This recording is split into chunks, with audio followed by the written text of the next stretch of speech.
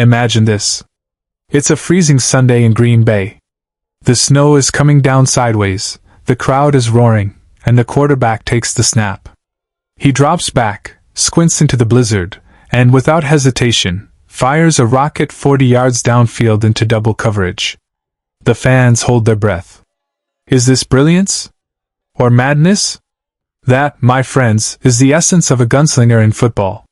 Someone who plays with no fear, who'd rather take the risk and go for glory than check it down for a safe 5 yards. Today, we're diving into a wild ride through NFL history to answer the question: who is the greatest gunslinger in NFL history? Defining the gunslinger. Before we crown anyone, let's get clear. A gunslinger quarterback isn't just a guy with a strong arm. He's someone who takes risks others wouldn't dare, thrives on big plays, not cautious ones, lives with interceptions as the price of fireworks, and most importantly, plays the game with swagger. They're the quarterbacks that make you shout at your TV either in awe or in rage. So, let's break down the contenders. Brett Favre, the face of the gunslinger. If we're talking about gunslingers, we have to start with Brett Favre. This man is the gunslinger archetype. He started 297 consecutive games, an NFL Ironman streak that might never be broken. He retired with more than 71,000 passing yards, 508 touchdowns, and fittingly, 336 interceptions. He won 3 straight MVPs from 1995 to 1997, the only quarterback in history to do that. But what made Favre legendary wasn't just stats. It was the way he played. He'd throw across his body, into double coverage, sometimes even off his back foot, and somehow it worked. Other times, it didn't, and Green Bay fans would be pulling their hair out. Story time. In 2003, just one day after his father passed away, Favre played on Monday Night Football against the Raiders. Everyone thought he'd sit out. Instead, he went out and threw 4 touchdowns in the first half. The entire crowd, even Oakland fans, were cheering for him. That's gunslinger heart right there. And let's be honest, part of why fans loved Favre was that you never knew what was coming next. Would it be a jaw-dropping 60-yard touchdown? Or the ugliest interception you've ever seen? That unpredictability is what made him must-watch TV. Dan Marino, the original rocket arm. Now, let's rewind to the 1980s and talk about Dan Marino. If Favre was the wild cowboy of the 90s and 2000s, Marino was the cold-blooded sharpshooter of the 80s. In 1984, he threw for 5,084 yards and 48 touchdowns. That record stood for nearly 30 years. And remember, this was in an era where defensive backs could practically mug receivers downfield. Marino had one of the fastest releases in NFL history. He didn't need much time, blink, and the ball was already 20 yards downfield. Fun fact. Marino famously appeared in Ace Ventura, Pet Detective. Yep, while Jim Carrey was chasing down a kidnapped dolphin, Marino was out there playing himself. That's how big of a superstar he was in the 90s. But here's the heartbreaking part. Despite all that talent, Marino never won a Super Bowl. Some people argue that keeps him from being the greatest.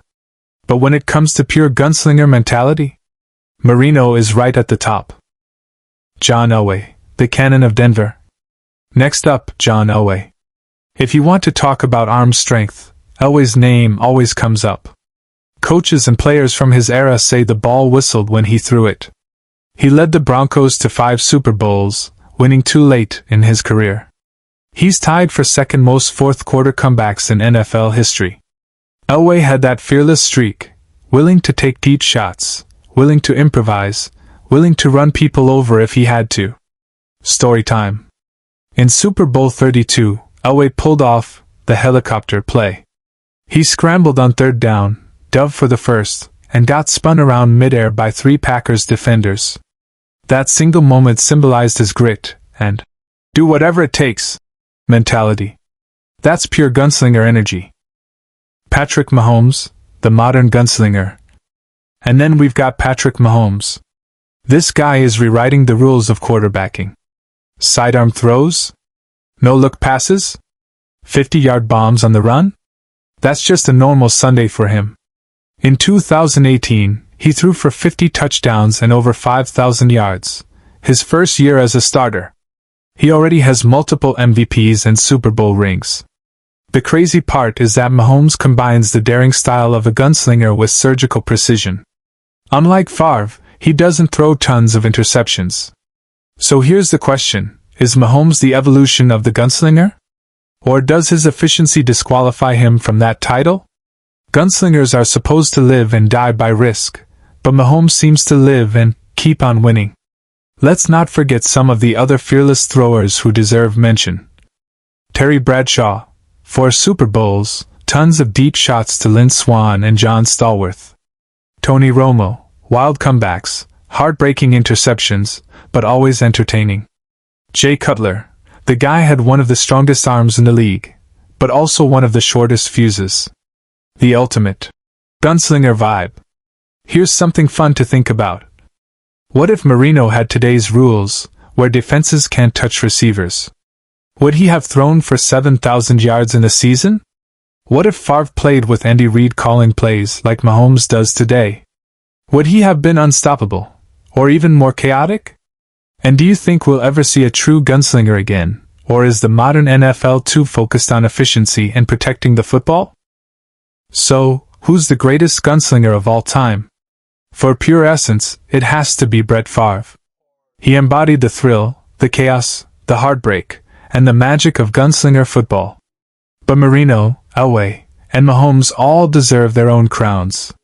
Marino for being ahead of his time. Elway for his sheer willpower and arm strength. And Mahomes for redefining what the modern gunslinger looks like. But now I want to hear from you. Who do you think is the greatest gunslinger in NFL history? Do you side with Favre, the king of chaos? Marino, the rocket arm? Elway, the comeback king? Or Mahomes, the modern magician? Drop your thoughts in the comments, and let's debate this one, because I know fans are going to have strong opinions. And if you enjoyed this breakdown, make sure to hit that like button, subscribe for more football deep dives, and ring that bell so you don't miss the next one. Because in the NFL, legends aren't just made by stats, they're made by swagger.